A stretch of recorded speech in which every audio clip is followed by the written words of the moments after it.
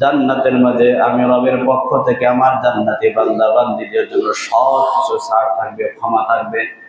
আল্লাহ রাব্বুল আলামিন এবার বলেন, কামান হুয়া খালিদুন ফিন-নারি ওয়া সুকু মা'আন হামিমান ফাকাত্তা'a আমআআহুম। আল্লাহ বলছেন, ওই বান্দা কি কখনো এই বান্দার মতো হবে যাকে আমি চিরস্থায়ীভাবে জাহান্নামের মাঝে ফেলে দিলাম।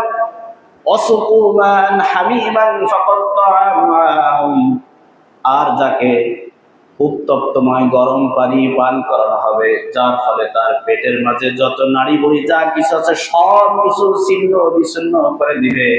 এই ব্যক্তি কি কখনো ওই জান্নাতি ব্যক্তির মতো হবে? বলেন হবে? আল্লাহ বলতেছেন, কামান হুয়া খালিদুন ফিন-নার, যাকে আমি চিরস্থায়ীভাবে জাহান্নামের মাঝে দিয়ে দিলাম। ওয়াসুকু মা'আন হামিমান ফাকাত্তা'a আমআআহুম, আর যাকে এমন উত্তপ্তময় গরম পানি পান করানো হবে যার ফলে পেটের সব কিছু ছিন্ন বিচ্ছিন্ন হয়ে যাবে। এই ব্যক্তি কখনোই জান্নাতি ব্যক্তির মতো হতে পারে না। এখন আমাদের সিদ্ধান্ত, আমি আপনি কোথায় যাব?